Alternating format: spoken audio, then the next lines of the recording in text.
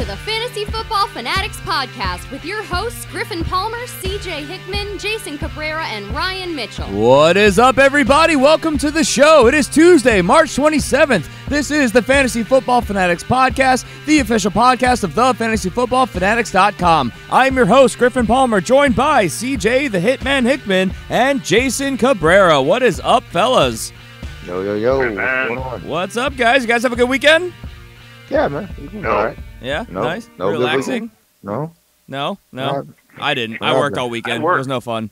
Yeah. I work the weekends. I hate that when people are like, "Oh, it's Friday, yay!" It's like my Tuesday. Literally the most annoying thing. I mean, I work 7 days a week. So when I'm working, people are like, "Hey, it's Friday. See you on Monday. Have any big plans for the weekend?" And I was like, "Yeah, more work. Yeah, working more working. That's what I'm doing on the weekend." Oh, to be working class. Anywho, we have an amazing show for you guys today. Today we are going to be talking about all of the top winners and losers from free agency. We went over all the fantasy relevant players the last two shows during last week's episodes. Today we're going to just really try and hyper focus on the ones that we really think won or lost, the advances and the regressions from this offseason signings. We're also, of course, going to bring you all of the top headlines from around the league. And as always, make sure you guys subscribe wherever you're listening. It really helps the show out a ton. Give us a rating, give us a review, and submit your questions as well on Twitter at the FF Fanatics. We're very diligent about responding over there. And I guess with that, let's get right to it. Oh, we had a warm-up. Oh, we had an email. I forgot to put it on. Dang it.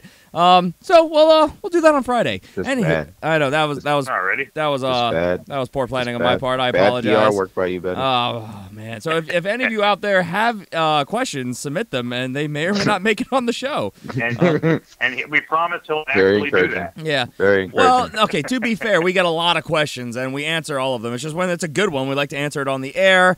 I had one. Forgot to put it in the show doc, and I don't have the emails up. Sticky notes, man. That's what they're for. I gotta get some sleep is what it is. Anywho, well, I guess we'll move into our top headlines from around the league, and there's actually not as much news as I would expect. Free agency is slowing down pretty quickly. A couple signings that have happened that have some fantasy relevance. At the quarterback position, unrestricted free agent quarterback Brock Osweiler. Who's Bross? Brock Osweiler has signed. Either one is fine. Yeah, right, with the Miami Dolphins. And somehow Brock Osweiler finds a way to possibly get starting snaps yet again. Because we all know Ryan Tannehill's going to be the starter there, but how's that knee? So, yeah, guys, what do you think about Brock Osweiler as a backup in Miami with Adam Gase? Do you think this is a signing that's literally just depth, or is there potential upside here? Do you think he can unseat Tannehill? I think this is a good move by him for him to heist the organization to pay him for his services. So, as far as potential snaps, you know what? No. That might be a plus for Miami because they don't know what the crap is going on with that organization. So, hey, why not? Give it a whirl. Yeah. Give it a whirl. Good old Bross Osweiler. I think this is just depth, and it's decent depth because he's got some starting experience. He's been in the thick of it. So yeah, it's just depth. I think that they're excited to get their guy back, and they needed a backup. Ex-Super Bowl champion Brock Osweiler playing behind Peyton Manning. God, don't say that. I know. I'm just playing devil's advocate here. Look, the team's come out and they've said that Ryan Tannehill is the guy there, and unless injuries happen or he is just not the same player, I don't see any way Brock Osweiler gets starting snaps. He is, I think, a high-level handcuff/backup, but I don't think he's going to be the starter. Other news, unrestricted free agent quarterback Drew Stanton signed with the Cleveland Browns, so Cleveland adding more depth behind Tyrod Taylor. So that's something. Good signing. Yeah, not bad. Yep. Good, pretty decent technical quarterback, and a lot of weapons there. Let's go to the wide receiver position though, where things start to get a little bit interesting. New York Giants wide receiver Odell Beckham Jr. quote will not set foot on a field without a new contract extension agreed to. End quote. Now, this is with reportedly with any team, not just the New York Giants. And this comes from NFL.com's Ian Rappaport. So, guys, thoughts on Odell Beckham Jr. wanting a new contract extension? Well, it was gonna happen regardless. I mean, if it was gonna be with the Giants, they were gonna have to pony up for it. But think with one of the biggest hesitation from what I've been gathering, looking outside, looking in from this organization, is the character flaws and the maturity. Yeah. That's a big thing that the Giants have really hesitated on paying Odell the money. I mean, he definitely deserved the money off of pure talent, but overall character and maturity, that's the big hang up when it comes to him, this organization and him. And then, from what been hearing yesterday, that the GM for the Giants basically saying nobody is untouchable on this team, saying that they're willing to trade Odell. I'm like, oh snap! Well, now things are getting a little juicy here. I'm sure really they're interested. talking multiple first-round picks, though, first and a second at least. Well, and from what I saw, I just saw something about a first-round pick, and I think a team will be okay with dropping a first-round pick for Odell Beckham, and that might possibly happen if they're really serious about this. Yep. It just shows his immaturity, though, that he's doing this right now on the tail end of getting in trouble. He just got himself in some hot water, and he's starting to kind of sift his way out of it. This is not the time to go, I'm not playing without a new contract. It's like, dude, you just did something stupid and got yourself in trouble. Now is not the time to run off at the mouth. Now, having said that, I will say, if the Giants are not willing to give him a contract, there will be a team out there that is. So if they want to keep him, they better go ahead and just sign him to a new contract. Put a character clause in the contract, do whatever they got to do, but just sign the man to a contract. There are 31 other teams that would sign him immediately. They'll all think that they can fix his character issues. Maybe. No, I guarantee you 31 teams would make an offer on him. Highest bidder would probably end up getting him. He is playing on the 5th-year option on his contract. He's set to make $8.5 million this year, so a pretty sizable chunk of change considering he's only made about $10 million over the last 4 years combined. So, he wants a long-term deal. He doesn't want to play on a 1-year option, which on one hand I totally understand because you want that job security. So I'm not faulting him for this, but you think that this is something that you would want to handle internally and not make a big deal about it. So, definitely, like you said, CJ, off-the-field issues have been a concern for this guy, but he's also one of the top wide receivers in the league. He's going to get paid by somebody. I'm assuming the Giants are going to want to keep him because he is basically their offense right now. We saw how basically nothing happened when he got hurt last year. Sterling Shepard and Evan Ingram, they did a valiant effort, but without Odell Beckham, this offense really didn't move. Something to definitely monitor as we go through the offseason. This is interesting. After all the talk and speculation we had about Allen Hurns, he ended up signing with the Dallas Cowboys. And I have to say, guys, I love this signing. I think this is. I really do. And he's going to a place where he's going to have some pretty good quarterback play. He's going to be a solid number 2 receiver. He's going to be the deep threat. I think that helps stretch the field and helps Dez Bryant, who's not quite as fast and explosive as he once was, but still a big body wide receiver, can box guys out. I think this helps the offense. And, of course, having to stretch the field like this, their defenses are going to have to fall back, and this will help the run game as well. So I like this signing of Allen Hurns. I completely agree with you. I think that Allen Hurns, like you said, is a solid number 2, and that's exactly what they've been missing. They had a number 1, and then they had a bunch of stuff that you're like, okay, which one of these guys is going to step up every week? It was a matter of who's going to step up and be that number 2 guy. In some ways, nobody did. This guy is a solid number 2. He is that speed threat, so he gives you that other option. I do like this. I think this is a great move for them. Yeah, CJ, did you have a different take? Well, I mean, when I saw it, it was like, okay. It didn't really move me either way. I mean, I can see him in the offense. I can see him having a role. I don't know how significant it's going to be. I mean, right now, it's a lot of internal stuff going on with the Cowboys that they got to start making decisions on. And the biggest one is Dez Bryant, and them figuring out what they're going to do as far as they're going to continue to be invested in this man, or are you going to let him walk, or maybe you're going to release him. And to be honest, I think it's getting to that point where, I mean, he's basically holding this offense back. I mean, you paid attention to this team going into last year. They were making Dak Prescott force the ball to Dez when it was not. It wasn't that thing. This is not 2 years ago when we wanted him to force it, and Dez was healthy, and he was able to do variations of routes. Right now, Dez is very in a box, as far as what he can do. And doing that and trying to force feed the ball to him is hurting Dak Prescott's progression as a quarterback. So I until that's settled, I mean, when it comes to wide receiver position, I'm a little hesitant about, buying stock in this offense. See, for me, this is just a piece that they needed, though, because, I mean, look, Terrence Williams was not getting the job done at all. No, he's not consistent. He's incredibly inconsistent. I think Allen Hurns steps in right away at the right wide receiver position. I think he's going to stretch. Dez is going to be on the outside on the left. Cole Beasley will probably still man the slot. And I really think they have a nice combination of weapons. I mean, look, Allen Hurns, he's not a number 1. He's not a 1A. He's a number 2, but that's what they need if Dez Bryant can get going again. I'm not expecting Dez to be the guy he was 4 years ago, but I still think Dez has something left in the tank, and so do the Cowboys, which is why they continue to keep him on the roster and pay him. Obviously, they have a great young running back. They still have a upper echelon offensive line. Really, the only shortcoming I see in this offense right now, besides maybe getting more elite wide receiver additions across the board, is probably at the tight end. We all love Jason Witten. He's one of those old warriors of fantasy football. He's a gladiator, but the man is ancient. He was drafted back in 2003, and he's still out there slowly, basically waddling up and down the field. So they could probably use some help there. But other than that, I think the Cowboys, they bided their time because they are dangerously close to the cap. They weren't over like the Eagles were, but they've been close to the cap, and they pulled the trigger on a guy that I think helps their offense move. So I actually really do like this signing. I think this will help them out a lot. Let's move on. Buffalo Bills general manager Brandon Bain. How do you say his name? Bean. Just with a silent E.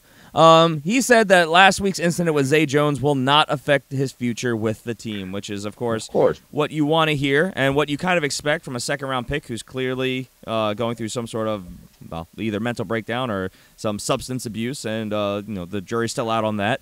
But a young star in the league, his future is still seemingly intact. I think we all expected this. Agreed? I agree. Agreed. All right, well, let's move on. Last bit of news, and we get to some other news, some IDP news. Defensive lineman Ndamukong Suh has officially found a new home. He has signed a 1-year contract worth $14 million with the Los Angeles Rams. And apparently, he took less money to play there. So the reports we were giving on Friday's show about how he was intrigued by their offer, well, it looks like he finally decided to play there. So now they've got Ndamukong Suh probably lining up at nose tackle, I would assume. Aaron Donald at defensive tackle. I'm not sure who they're going to start at the defensive end. It's either Morgan Fox. It's not going to matter. Rockers and somebody. It's supposed to be somebody else, right? Not Westbrooks? It's going to be Crocker probably, but it doesn't really matter. You've got Ndamukong Suh and Donald on the line. Yeah, you could put me on that defensive line, and they'd be fine. That's true. I'd probably put Michael Brockers in there, too. Though they've got a great rotation with Morgan Fox and Ethan Westbrooks there as well. So, Jason, man, how you feeling out there in that NFC? I'm not feeling good. I'm not feeling good. This guy is a monster. And the one good thing that with him on other teams was that you could double team him. You can't double team him anymore. With the Rams, you can't double, because who you gonna pull from? You can't pull from Donald, because he's just gonna go around you and destroy your quarterback. You can't pull from Brockers, because he's gonna go around you and kill your quarterback. And then you can't just get rid of the ball real quick, because you got 2 elite corners on the outside. This is a scary freaking defense. This is amazing, because they basically they went from paying $11.5 million for Robert Quinn to paying $14 million for Ndamukong Suh. So, I mean, the Rams continuing to be aggressive and effective, I think, in free agency. Obviously, I still think they're feeling the loss of Sammy Watkins, and I still don't understand the Ogletree move. But other than that, this team, I think, they've been competitive and I think effective this offseason. Yeah. So, man, that is a scary defensive front. Man. Yeah, man. It's trying to win that Super Bowl, man. Good luck running they're doing on everything them. they can. I'm fading on David Johnson. Yeah. 2 games against this defensive front. That's gonna hurt a lot to run against. Yep. Yes, it is. And now we start getting into news that's much more annoyingly typical NFL offseason. Philadelphia Eagles defensive end Michael Bennett, he surrendered himself to authorities in Houston and made a court appearance. His bond was set at $10,000 on the felony court for injury of an elderly. That's poorly worded. So this was something the Felony news count. felony count. Oh, there it is. This is a story that kind of broke after the show on Friday. Apparently, he injured a 66-year-old paraplegic who was working at NRG Stadium, controlling access to the field during Super Bowl 51. So this is a slightly older case. And there was a warrant issued for his arrest, and he surrendered himself, and we'll see kind of how this goes. So, CJ, this is your guy, and I know you know a bit more about the story. So why don't you talk to us about this? What are your thoughts? Well, I mean, I'll try to keep it short and sweet. This is a very, very head-scratching situation. I mean, when you actually open up the story, you look at the news headline. Okay, I can probably get with you and say, "Wow, what's wrong with this guy? He's a monster." Woo. Okay, whatever. But then when you actually open it up, and then you're like, "Well, why is this happening now? Like, why? I mean, 2 years later, what's been going on?" I mean, you get reports talking about he's knocked over this 55 Caucasian woman down. Knocked over this paraplegic person, injured their shoulder. He's got superhuman strength and breaks into the Patriots locker room when it was locked. All this foolishness. Then they say they were unable to find Michael Bennett once everything was going on, when the man was clearly doing an interview with his brother right after the Super Bowl, celebrating everything. They say, once again, they couldn't find him. This man clearly played 10 games with the Seattle Seahawks last year. He was reporting to one location every single Sunday. You could be able to find him there. So it's very odd to me that all this is going on right now.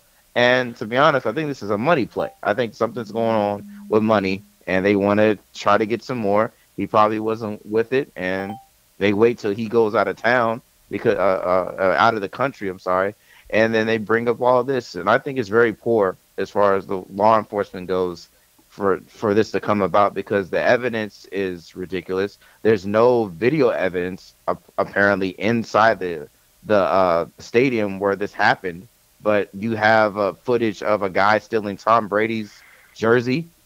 You can get that footage, but this footage right here with 2 assault charges, there's no cameras for that. It's a little head scratching. Yeah. Not to defend him here, but yeah, it's there's a lot going around in this case, and it's going to kind of be interesting to see how it plays out, and obviously, therefore, how this will translate into player misconduct policies and all these other things. A big signing for the Eagles this offseason. Yeah. Who knows? How way to throw thought on it. Yeah. I mean, okay, so your ear's closer to the ground on this, CJ. Are you expecting this to play out? Do you think that he's gonna this is gonna go away? Do you expect this to maybe run long? What are your thoughts? Well, I mean, from what I've been listening to the GM, Howie Roseman, and the Philadelphia Eagles, they've made a statement, saying that they trust that the justice system will uphold, and it's gonna stand true, blah blah blah, whatever like that. But they don't have any more other things to say about it. So I believe that's going to. I think it's supposed to go to court, or go to a jury, and I mean, if there's evidence saying that he did it, then of course, I mean, you can't have that on the team like that. But from what I've been hearing, and from what both sides of the party is, it doesn't look like this is a strong case. It's ridiculous. And even if the whoever county sheriff or chief, whatever, down in Houston says that they had a lot of other cases going on and they prioritize those more important than this, then that's, once again, that's very head scratching to me. If this is that serious, you could have been dealt with this 2 years ago versus doing it right now. Yeah. Well, I guess time will tell. That's the only thing we know for certain. Last bit of news, again, not a great face for the NFL here. New England Patriots safety Duron Harmon, he was arrested when authorities found 58 grams of marijuana in his suitcase. Wow. That's way to get over a Super Bowl hangover, huh? That's next level.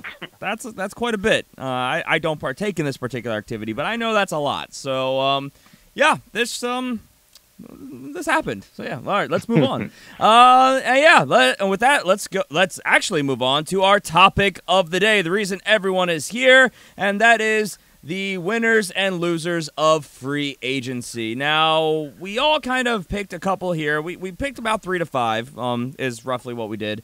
And for both winners and losers, we're going to start with winners of this offseason. And do you guys have one that you're itching to talk about first? All right. Well, I mean, we just mentioned the Ndamukong Suh move, so I'm going to say the Los Angeles Rams defense, I think, is probably something that you're going to want to look at because they're probably going to get a lot of sacks. Mm-hmm. I like it. I mean, come on. Do you want to add to that? do you need more? Yeah, sure. Why not? We would like it. I mean, what do we have to say about this? The defense has got themselves 2 amazing corners. They got Ndamukong Suh and Donald and a couple of really good young studs on the other side with Brockers and them. This is a very, very scary-looking defense, and also happen to have one of the best defensive coordinators in the NFL as their defensive coordinator. So, yeah, I would definitely say that. If you care about the defense that you start, which I do, Los Angeles Rams has got to be one of those teams that you look at first. I agree. CJ, you got one. Sell it, Jason. Yeah, I do. All right, so here's mine. I got a little trio here. I want to talk about. I like the winners of Allen Robinson, Trey Burton, and Taylor Gabriel. Why do I like all 3? First of all, Allen Robinson coming off an injury. I like him in Maggie's system, coming from Kansas City. Him being his number 1 wide receiver, I can see him finding ways to get this guy involved and get him productive, getting back to that fantastic season he had in Jacksonville a couple of years ago. I seen that being a thing. One thing I like that. Trey Burton, I see Trey Burton being basically Travis Kelce in this offense, man. That's going to be absolutely ridiculous. I love Trey Burton, former Eagle. He's been absolutely amazing for the Eagles when Zach Ertz was not healthy. I would have loved to see him in 2 tight end sets, but the way everything played out, he just didn't happen. But I can see him shining and being the guy in this offense and being a sleeper for you because he's not going to be a household name, but he's going to be a sleeper for you. And you can pick him up, and he's going to be that gem for you right there. And then Taylor Gabriel, listen, he was in the wrong scheme. It was a terrible fit in that Atlanta system. He's coming to the Bears. I can see him being a very poor man's Tyreek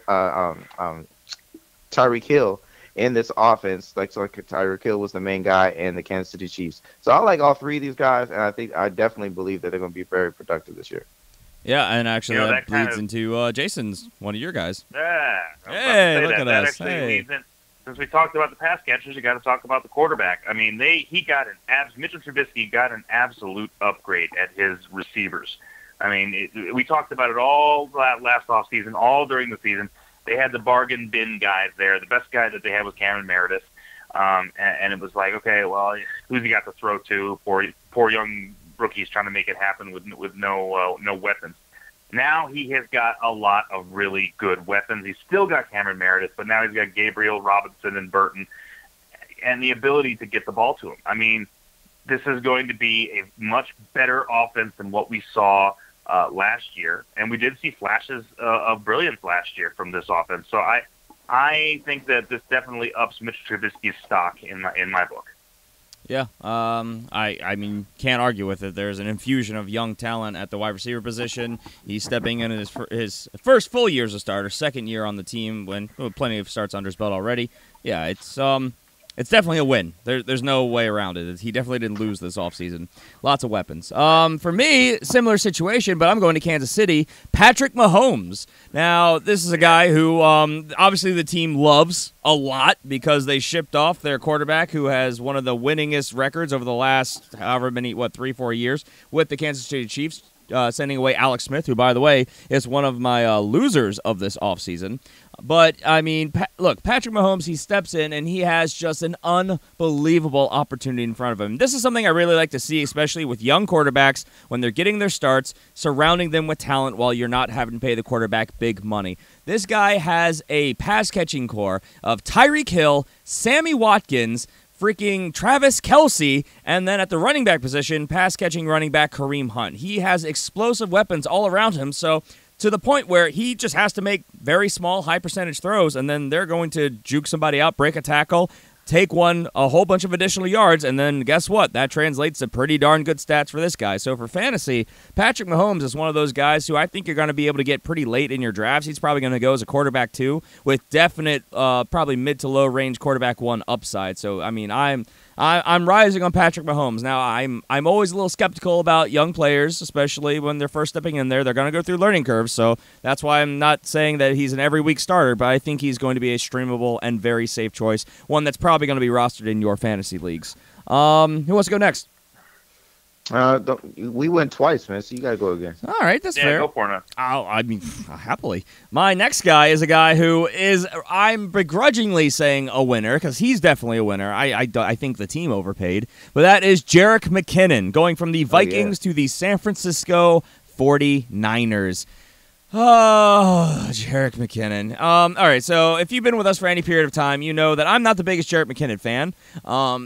We've seen him be good in spurts, but he has had, and I've said this on the show multiple times, he has had many opportunities, whether it be behind Adrian Peterson or Dalvin Cook, where he got starting opportunity and he couldn't make it happen. He ended up having to split carries with whoever he was sharing the backfield with, and he was just not very explosive. So, like last year, for instance, he got these starter carries and ended up giving up a lot of touches to Latavius Murray. So he ended up, even though Dalvin Cook went down early, with only 150 rushing attempts for 570 yards and 3 touchdowns. And this guy got paid to be an elite top running back in this league. Now, that being said, he's going to an obvious upgrade, a great situation with Kyle Shanahan in San Francisco. They want him to play that Devonta Freeman role like when Kyle Shanahan was with the Atlanta Falcons, which we've seen be very productive. Even if you're not the best between the tackles runner, he's great at getting these guys in space. And volume, opportunity, I mean, he's a definite upgrade.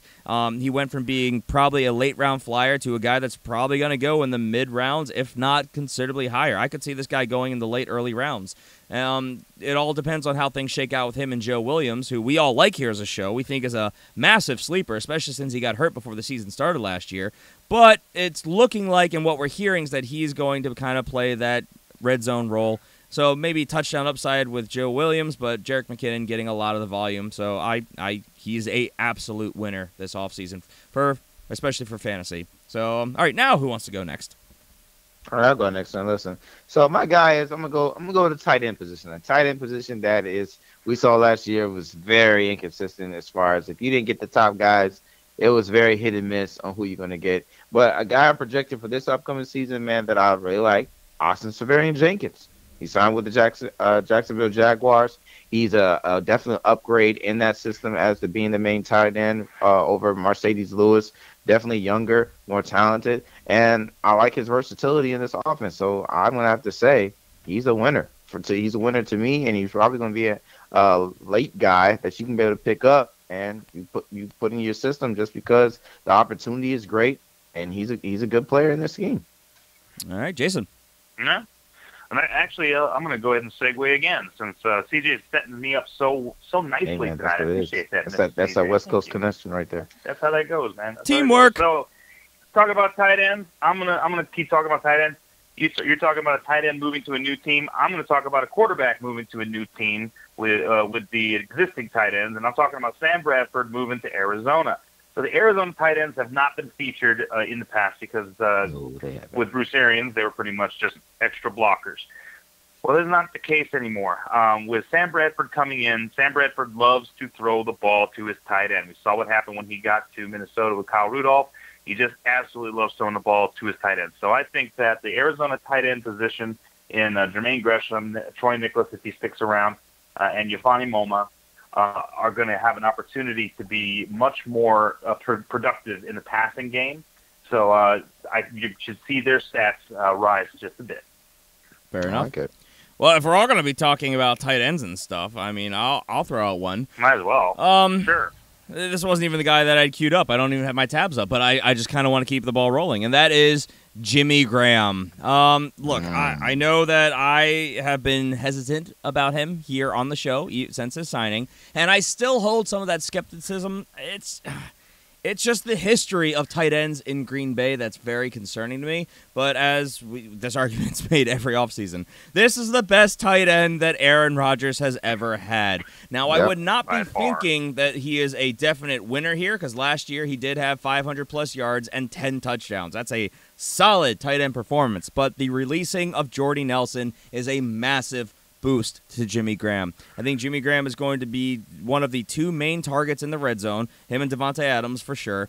The opportunity goes up, he's the biggest target on the field. So there's no way Aaron Rodgers, who is all about spreading the ball out and throwing in the red zone. I mean, he's playing with the best red zone quarterback he's ever played with. And, I mean, yeah, he played with Drew Brees, and Drew Brees very much in his prime. But I still say Aaron Rodgers is that guy, and Jimmy Graham excels in the red zone. This could be a match made in heaven. I think Jimmy Graham is safely a tight end one. Even if this team continues not to necessarily draw up plays for the tight end, his usage, I think, is going to absolutely be there. So, yeah, Jimmy Graham in Green Bay. I am hoping that I don't talk him up too much and he goes too early in drafts, because I would like to get my hands on him. CJ, your next guy. All right, so what I'm gonna do. My guy right here is gonna be he's a deep dive. Deep dive. So I'm gonna he's a little sleeper candidate for me, man. I'm gonna go Mike Wallace here, man. Just newly signed for the Philadelphia Eagles, man. He's coming in to take over that Torrey Smith role, to be our 9-route guy, deep guy down the field. He can run any route, man. But I like the productivity that he's had in his career. Last year wasn't really that much. Griffin can attest to that with Joe Flacco's back and everything. But with him coming with Carson Wentz, and then already in this stout offense right now, man, I definitely like this. Him being that number 2 guy. And maybe I can see them even switching up formations, man, put him in the slot and see what he can do, man. I'm really liking this, and that's why I'm bringing him up. I think he's definitely a winner, especially coming from that boring Ravens offense. So you're definitely good. That's unnecessary. Had to throw that out there. Had to. Yeah. I'm going to stay in Arizona because that's my wheelhouse pretty much. That's what you do. David Johnson. You wouldn't be Jason if you didn't. That's exactly right. What are you talking about? You just mentioned Philadelphia. All right, so David once. David Johnson out of Arizona. So last year we had a lot of, obviously David Johnson didn't play last year, but we had a real problem at the running position because of our offensive line. Really bad offensive line, particularly the right side of the line.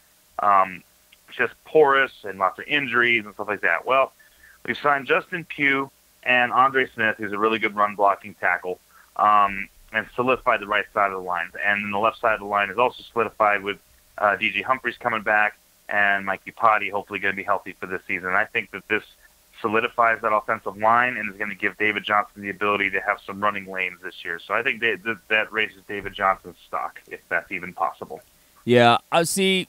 And we've made this argument here on the show for and against, and I'm gonna. I know Jason is super for, CJ, you're pretty against, and I'm kind of gonna walk the fence here. I lean for. I'm definitely gonna be putting him in my top tier of running backs, but I definitely see the world where people are down on him. So he's going to be polarizing this year. So there's a good chance you might be able to get him later in your draft. So if you're a believer in David Johnson, I mean, look, the talent is there. It's just the surrounding offense, which is the question mark. So we will see. I don't think the Cardinals are done. I will say that. I think they're going to make some more signings before it's all said and done. I think they're going to shore up some things in the not free agency, in the draft, and we'll have a better idea going into the season. But as of right now, I understand both sides of the argument. But I would lean that he's obviously got a huge volume, which is great for fantasy. Great opportunity ahead of him. I've got some running backs, too. I might just double up on my next two, actually. Go for it. Two rookies from last year, Joe Mixon and Leonard Fournette. Now, both of these guys, they both had good – well, Leonard Fournette had a good season. Joe Mixon had a meh season. But I think both of them are primed to take another step forward because both of them got offensive line help this offseason. The Bengals, which we talked about going into the season last year, were a dumpster fire at offensive line. They needed offensive line help like you just can't even believe. Well, they went out, they made some moves, they brought in some offensive line help via trade. They, I think that they're not done either, so I definitely like Joe Mixon to take a second step this year. Also, the departure of Jeremy Hill taking away touches is a huge advantage for him, so I like Joe Mixon's opportunity to be just a workhorse again this year. And, second year. We'll see. And then Leonard Fournette, same argument. They went out. They got themselves a monster of an offensive lineman in Andrew Norwell, argued as being one of the best guards in the league and a great run blocker. So this is only going to help a guy who's going to be getting a ton of volume for a team that wants to run the ball. And if he can stay healthy behind this offensive line, I like it. They don't have any... losing Allen Robinson probably hurt, but they brought in enough speedy guys to stretch the field. So I think that this is a team that's going to continue to just want to pound the ball with Leonard Fournette, and with offensive line help, I like him a lot. So yeah, I think Jason, you have the last one, right? Yeah, and I think that actually is going to lead pretty nicely into our loser category, because you and I are split on this. Yes, one. we do not agree on this. That's you're allowed. You're allowed to be wrong. That's okay. So are you. Allowed to be wrong. Okay, here's the guy. So it's Demaryius Thomas and Emmanuel Sanders out of Denver. Okay, so I understand the hesitation of people looking at this, but I also have to say this is going to be a season where these two guys are going to play with the best quarterback play that they've had in quite some time, since Peyton Manning left. Basically, they've had just absolute dumpster fire of a quarterback situation in that team for years, and that's one of the reasons that they've been relegated to, where they've been basically, which is nowhere. They've been kind of fantasy obsolete past several years. And Thomas has been okay, but he hasn't been what you expected him to be. Now they're bringing in Case Keenum, and Case Keenum is coming off of his best season by absolute far. They believe in this guy. I think that he's going to get the opportunity, especially with that defense, to do some nice things for Denver. So I think Demaryius Thomas and Emmanuel Sanders are going to get the opportunity to have one of their better seasons in the past several years. And see, I'm going to disagree only because, look, I like Case Keenum, and this, so where are we right now? We're right about the 37-minute mark. So we're going to switch into the losers. And I'm arguing that the Denver wide receivers are losers because this is a team that was in the running to get a massive upgrade in Kirk Cousins. That didn't happen. They instead went out and they got Case Keenum, which by a lot of people's standards, he's kind of a game manager. He had a great year last year in his first year where he had 15 or more starts. His previous high was 10. Throughout his career, though, he's been on average a 70-80% passer. Last year, an anomaly, 80 or 98.3. So, look, if he can continue to play at that level, sure, I will agree that this is an upgrade for the Denver Bronco wide receivers, but I need to see it. This is a journeyman. He's bounced around the league. He's, for the most part, not been nearly as good as he was last year, and he was playing in a fantastic offense with a great scheme, with a great coordinator, with really, really good weapons. So I'm just concerned because he's going to a new system, which to me is a downgrade pretty much across the board. Sorry, Broncos fans. But and a defense which is also falling apart, so he's going to be having to probably deal with longer fields. I just don't see a way that Case Keenum necessarily recaptures that magic. I mean, I hope he does. I would love to see Demaryius Thomas and Emmanuel Sanders get fantasy relevant again, but as of right now, I just don't see it as a big enough upgrade to consider them winners in this past offseason. So I guess, CJ, what are your thoughts? Here's my question. Okay. Here's my question. Do you think, I'm sorry, CJ, I'll let you in just a second, but would you say that Case Keenum is a better situation at quarterback than what they had last year? I think that it's kind of a lateral motion. You've seen people make arguments that said that Case Keenum is worse than what they had last year. I don't necessarily agree with that. Not even a thing. No, I don't think it was. I mean, come on.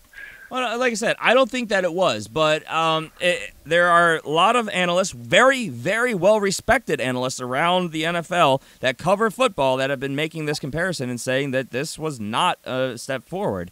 I'm really on the fence here because if he returns to his career averages, this is a downgrade statistically. So, I don't know. We could go probably back and forth on this quite a bit and really make really, really informed statistical arguments, but I want to know what CJ thinks. Well, listen. So when I look at Denver Broncos and Case Keenum right there, first of all, I don't think they got their guy. To be honest, I think they were all in on Kirk Cousins. They got too pricey for him, and they settled. They settled for Case Keenum. I agree with you, Griffin, that he is a straight game manager. He's not going to ruin. Well, I can't say he will ruin games for you, but he'll try his best not to ruin games for you. Try to stick to the script and do that. He, as far as over weapons there, when it comes to wide receivers, it's not that much of a downgrade that he's getting from leaving Minnesota and now coming to this. I like Demaryius. I tolerate Demaryius Thomas. I like Emmanuel Sanders. I had to reel yourself back in there. Yeah, so I see what they as far as receivers wise, there's not much of a downgrade there. I think there's a downgrade on tight ends, but he wasn't really passed into Kyle Rudolph like that. And then the running backs, C.J. Anderson, it might be a plus. I mean, at least you had one solid back before. After Dalvin Cook got hurt, it was a little up in the air as far as who was those guys with Tavis Murray and McKinnon. So, at the end of the day, I'm not. I got to be with Griffin on it a little bit because I do see him as a loser because I don't really see Case Keenum elevating the play like we expected Kirk Cousins to do for Demaryius Thomas and Emmanuel Sanders. I don't see the gameplay being elevated, but I do agree with Jason's point saying out of the Case Keenum versus Trevor Siemian and Paxton Lynch, he's definitely an upgrade versus those two quarterbacks. Yeah, if you look at the career stats between Trevor Siemian, though, and Case Keenum, they are eerily similar. So, like I said, this could be a win, but I can definitely see him playing very badly. I'm just looking into I don't have a crystal ball. No. I'm just daydreaming a little bit, and I can just see now NFL Network's primetime just go in and having these troll jokes on how Case Keenum threw for 5 interceptions against the Buffalo Bills or something like that. I could see it. The offensive line's not better there either, so there's a lot of he has a massive downgrade in his surroundings in Denver, and in order for him to elevate these two wide receivers, he needs to excel on the numbers he had last year, which is the anomaly on his career. He had a career year last year, so that's why I lean towards the mean, and the mean says he's going to regress, and if he regresses, this is definitely a negative for Demaryius Thomas and Emmanuel Sanders. So that's the argument. So you out there, of course, you listeners, you're going to have your own opinions. Take what you like from us and do with it what you will. We never tell you what to do. We just like to give you all the facts. So I gave one of my negatives there, so I guess I'll throw it to you, CJ. All right, so my negative is this, and I love this dude, and it's not his fault why he got released. For some reason, the organization, they said they need to go to a different direction, so it happened. But Jordy Nelson. Yep. Here's my loss, man. He's going to a division that is very tough. They're on the up and up, and defense is stout in this division. Now, once again, you're probably saying, well, CJ, what he's doing, he's a receiver. He can be able to beat coverage. Yeah, he can. But his quarterback has had problems. Statistically, has had problems against his divisional opponents and not be able to get his wide receivers the ball. Outside of the Raiders last season, Derek Carr had a tough go on getting the ball to his receivers against the Chargers and against the Chiefs. So this is going to be not the Chiefs. I'm sorry. No, he was the Chiefs. I'm sorry. It was that. So it was it's going to be a tough go because when it comes to tight coverage, his statistics are not good at all. It's nothing to be encouraged about. So Jordy, I mean, unless you're just going to be blowing pie guys, and I'm not trying to be disrespectful. I don't think the burst is done like that. I do think you're a savvy receiver, but when it comes to your quarterback, unless Derek Carr takes a big step in his game, I don't see his numbers being anything compared to what he was doing in Green Bay. No, Derek Carr's numbers in a lot of ways are eerily similar to Joe Flacco's, which is scary to me. As a Ravens fan, it's a scary thing. Look, he's got a much better offensive line and weapons around him, which I think has elevated him. But Derek Carr does not hold a candle to Aaron Rodgers. And for Jordy Nelson here, he's going from a first ballot uncontested Hall of Fame quarterback, the most efficient quarterback in the league. You can make an argument for an NFL history in Aaron Rodgers to Derek Carr, which is a very up and down career. He's had consistency issues, even with his great offense he's got himself surrounded by. And he's, again, not been the most consistent guy week to week, season to season. You can attribute that to injuries. You can attribute that to players around him not playing up to their levels. You can attribute that to offensive schemes. But whatever it is, it's not a great move for Jordy Nelson. So Jordy goes to a new team with a worse quarterback in, as you pointed out, CJ, a division with much, much tougher defenses. So, yeah, I love Jordy Nelson. But he is a very timing route-specific wide receiver. And Derek Carr, I just don't think he's got the same precision with his timing routes. And I just don't see a way that this really is... It's a tough sell. It is a tough sell. I don't see a way it's really productive for fantasy. I mean, it could work out, but I think the odds are higher that it doesn't, which hurts me as a Jordy fan. Jason, do you have any thoughts on this? On Jordy Nelson? Yeah. No, I'd agree with you. Any team that says, "Oh, we're going to build around Amari Cooper," that's scary. That's a scary comment. You know, it's like, have you been watching him over the last? No, okay. So that's a little scary. Jordy Nelson is great. He is great.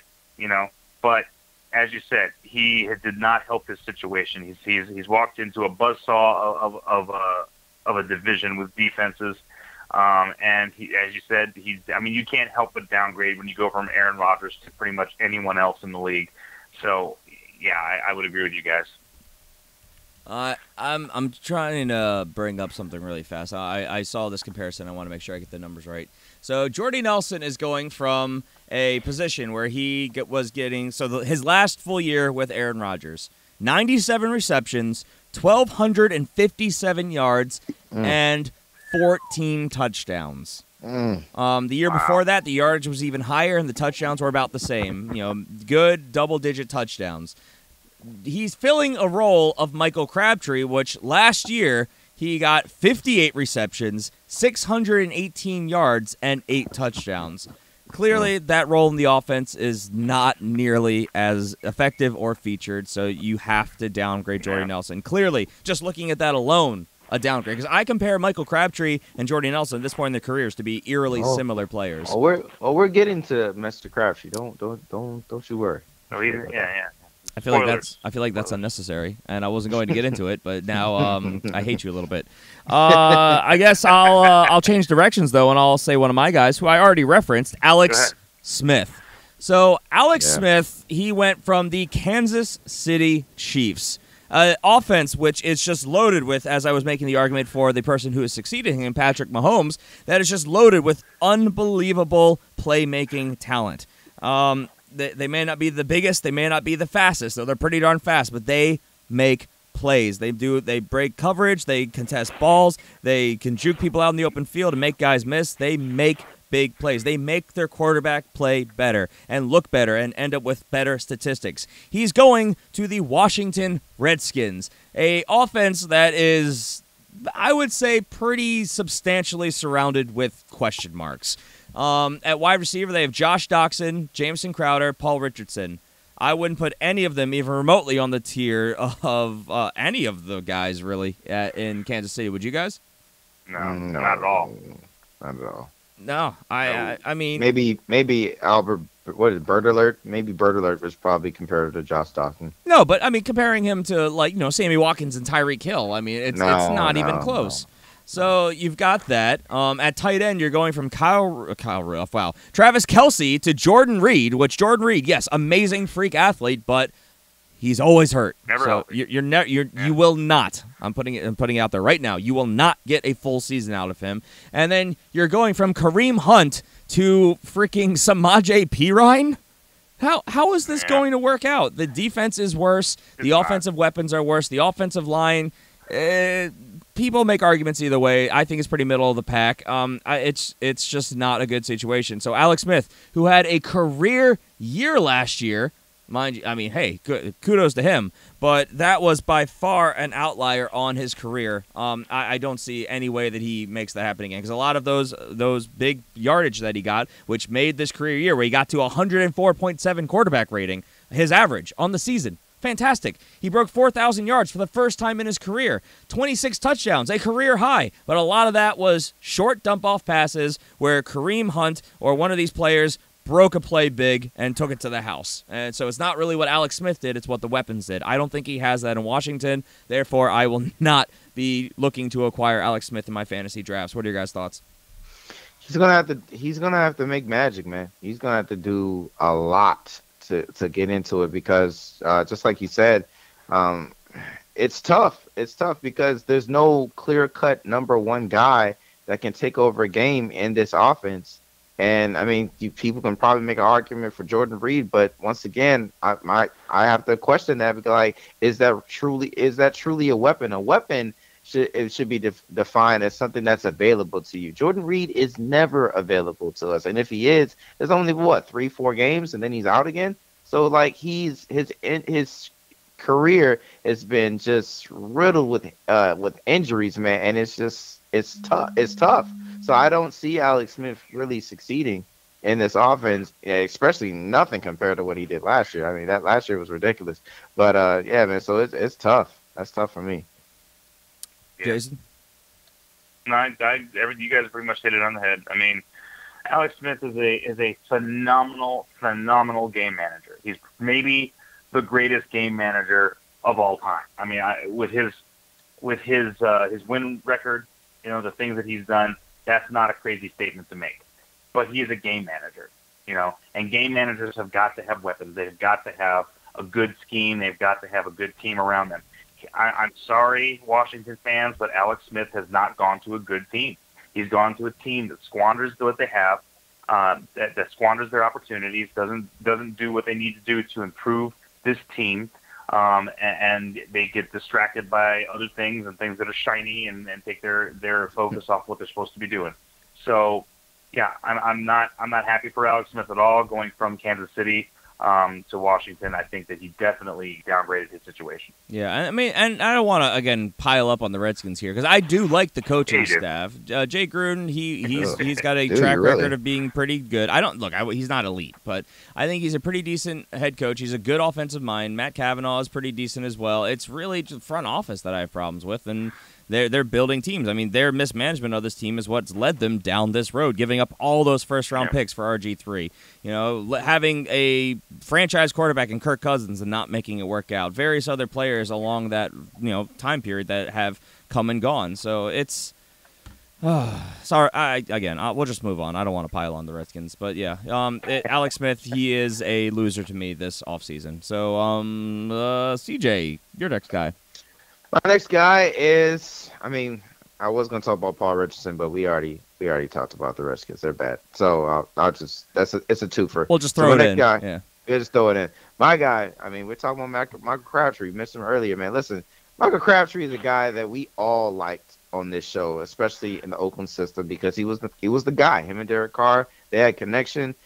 He was productive. When we talk about in fantasy, we always said if one goes, the other one is not going to be won't be going far behind them. A lot of people would overdraft Amari Cooper, but at the end of the day, when you look at statisticals and the numbers, those that drafted Crabtree, you won. You won in that draft when it came to those two people, and you came out on top.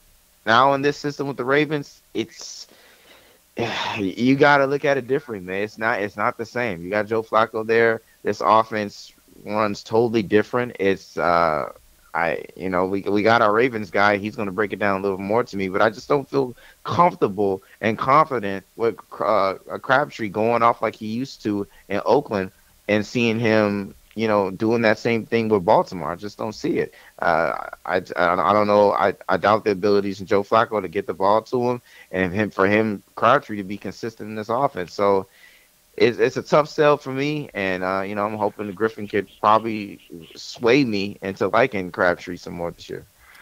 Well, I'll ask you this: you have him as a loser. So where do you think he finishes among wide receivers then? Obviously not a wide receiver 1 or 2, but where are you thinking he finishes? He finishes at best to me as a flex guy. A flex option wide receiver? Well, yeah, at best. I wouldn't say that's necessarily a loss. I mean, the thing is, in Washington, nope. In Baltimore, Michael Crabtree is unbelievably uncontested right now. He is going to get showered with targets. Now, yes, those targets are coming from Joe Flacco. But we have seen in the past when Joe Flacco locks into one guy, that guy gets well into usually triple digits in targets, and they usually get you somewhere around 900 yards and 7 or 8 touchdowns, which, yeah, that's not going to be the most amazing stat line you've ever seen, but it is a good, wide receiver, flex option / maybe low end wide receiver too at the end of the year, depending on how things work out, because it can fluctuate. Because Michael Crabtree, he's still very much a good athlete, and there's no contention there. The last guy that I would say that was there more in his prime and was able to put this together with Joe Flacco would be Anquan Bolden, which averaged around high 800s, and like I said, 6 or 7 touchdowns probably. And that was with, Todd Heap, Torrey Smith, Ray Rice, all these other weapons that we had during that Super Bowl period with the Ravens. Now that this offense is decimated with talent, and it's all going to go to Michael Crabtree. Is he going to draw a lot of coverage because of it? Probably. But luckily for him, they brought in John Brown, who's going to stretch the field and pull coverage away from him. So I don't think Michael Crabtree is a loser here, because on volume, I think he's going to probably break even. I just don't think there's any real chance he's going to finish as higher than a flex option, maybe wide receiver 2 upside. And I'm not talking about a high end wide receiver 2, probably low end. But it all comes down to your perception, I guess. So I can definitely see your argument. Jason, do you have any differing thoughts? I would say that would make him a loser, because he is out of Oakland. He was a wide receiver 1, when he played in Oakland. He's now moved to Baltimore, and we're saying he's going to end up as a flex option. That's a downgrade. To me, I would say that would have to make him a loser in this situation. I want to see where he finished the last couple of years. I'm gonna look that up while you guys go on to the next one. Okay. All right, I guess I'll do one. So he was the wide receiver 28 last year. Let me look up his 2016. You can keep going.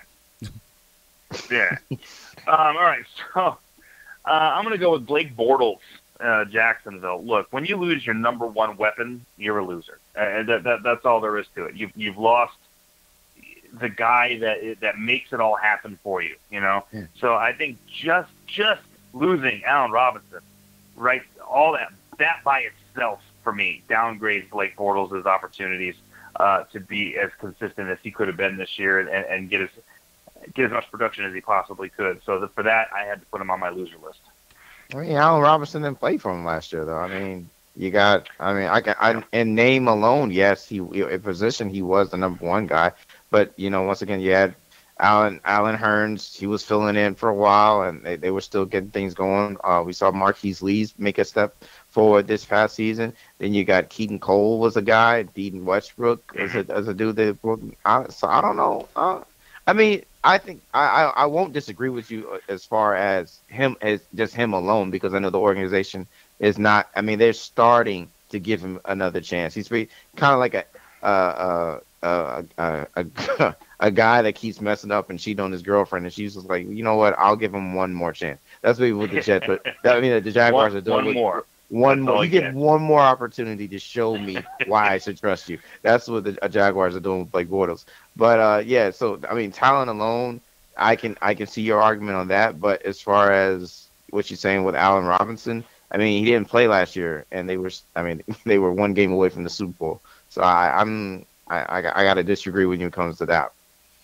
So back to Michael Crabtree, wide receiver 2, wide receiver 1, flex option was his 3 years going forward from past right. to most 2 out of 3 above. Okay. Yeah, so 1 standout season. So yeah, and if you go back to Joe Flacco was on with all of his weapons and a good offense. Torrey Smith was a wide receiver 1 barely, and Anquan Bolden was a high end 2. So it's possible. I'm a firm argument and believer that Joe Flacco is not elite. But yeah. So yeah, you guys were talking about who were we talking about again? Blake Bortles. Blake Bortles. He lost his top wide receiver, but they brought in a lot of other weapons. So maybe if he spreads it out, he could have a decent year. They're going to run the ball, so I don't think it really matters. It's going to depend on what they do. Well, they're going to run the ball, but it's going to depend on what they do in the draft too. I mean, if they go out and they draft a stud, wide receiver, DJ Chark or somebody like that, then he can make it back up into the winner list. But for me, for right now, I think he was going into this offseason thinking, I'm going to get Allen Robinson back. It's going to be awesome. I'm going to be able to throw the ball to him again. And nope. So, yeah, that's not good. Yeah. Let's move on. This next guy I think is an absolute loser this offseason, and that is, and people will disagree with me, but that's fine, Derrick Henry. So look, Derrick Henry, as we've made this point many times on the show, so I'm not going to deep dive into it. We thought he was getting the keys to the offense because he has been constricted behind DeMarco Murray for years. DeMarco Murray was the lead back. He got more touches, more receptions, and I think and more touchdowns every single year. Well, DeMarco Murray's gone. Derrick Henry gets the keys to the offense. Just kidding. They signed Dion Lewis to a top 10 running back contract in the league. Now, the argument is being made on whether it's going to be Dion Lewis, who's usable on all three downs, will fill the DeMarco Murray role and be the lead back, and then Derrick Henry is going to kind of return to being that change of pace, pound the ball, red zone back, or if it's going to be Derrick Henry being the 1-2 back, Dion Lewis being the third down, the change of pace, the hurry-up offense, the 2-minute drill, in some ways even the red zone when they're trying to pass type back. And either way you look at it, it's not good for Derrick Henry because we thought he was going to be getting this massive workload, and now it is absolutely diluted. And it could be a worst case scenario where it's exactly like it was last year. So I don't think Dion Lewis is quite DeMarco Murray, but they're paying him as such, and he is a 3-down back who is also injury prone like DeMarco Murray. So it's a confusing situation. So what could have been an awesome win went to being a loss to me. Do you guys concur or disagree? Well, it kind of segues into my loser, which is Dion Lewis. All right. And I think it's a wash. And I think that's the problem, is that it's a wash. I think that both of these guys are going to detract from each other's game, suck up carries from each other's game, and you're going to end up with a little bit more wash because, as you said, Dion Lewis is not DeMarco Murray. It's a completely different style, and I don't think it lends itself to what they were trying to do originally. So I think you're right. I think that Dion Lewis is going to end up getting more carries, but in the long run, I don't think it's going to matter too much. I think that both of these guys are going to end up being a wash. Mike Vrabel being there, we're not sure exactly how they're going to use him, but time will tell. Right. I mean, I gotta agree with you. I'll agree with more Jason's viewpoint of it being the wash. I see more scenarios where they're grounding and pounding, and then they're bringing in Dion Lewis on those finesse plays and him getting in. So I can see when it comes to that. I like Henry more in the red zone options. I think he's gonna get, that's where his bread and butter is gonna be. But I still see opportunities for Lewis to get in there and he'll make his heyday. I mean, they did sign him to that ridiculous contract. So that's something you got to take that contract to account when you go into draft season. But I'm not sold on Dion Lewis. My guy this year is Derrick Henry. So I don't know. But you have to admit they both cannibalize off each other, so that makes them both losers. Yeah. So, I'll do another one since we're already here. How about Sammy Watkins? Go for it. For the exact argument I was making earlier with all the other Kansas City references. Look, Sammy Watkins, he was on a powerhouse offense last season with Sean McVay, Matt LaFleur in Los Angeles with the Rams. They couldn't really find a role for him. Now he's going to Kansas City, where I don't think that they're as creative or as good of an offense. They just have incredible talent at the pass catching roles and really just weapons of the offense as a whole. And so he's going to a place where I just don't think are going to be enough targets to make him fantasy relevant. And I'll ask you guys this. I think he's there as the number 2 receiver. What do you guys think? Watkins? Yes. Watkins? Yes, Tyreek Hill is the number one guy. That's I don't think that's an argument. Yeah, I agree. Because I've been hearing a lot of arguments that are arguing quite the opposite. So you guys don't Really? put any No. stock into that? Sammy being the No, not number at one all. guy? Sammy being the number one. Not at all. That's kind of hard for me to believe. I mean, he's already coming in the situation where Patrick already has got chemistry with Tyreek. He's already that number one guy. Now I can see him getting hot for a couple games like what he did in LA, but I don't see him taking over and being that number one guy, to be honest. I agree. I think that this is Tyreek Hill's role. Now, is Sammy Watkins going to be more of a red zone threat? Probably. That's what his usage was in Los Angeles. They used him in the red zone. He only had 39 receptions, but he turned that into 8 touchdowns. He's 6'1", 211, where Tyreek Hill is 5'10", 185. So I think it's going to be Sammy Watkins, and it's going to be why do I keep wanting to say Kyle Rudolph like he is a freaking... I don't know what is going on with you. You just keep bringing him up. We You just keep stopped bringing him talking up. about the Vikings. I don't. Maybe it's the K in Kelsey and Kyle Rudolph. I don't know. Travis Kelce. I didn't get to talk about Kirk Cousins. Did you need me to talk about him to get you out of his mind? I'm good. Travis Kelce and Sammy Watkins are going to be, I think, the main red zone threats, but Tyreek Hill has shown a history of making separation. He's usable in all types of creative ways.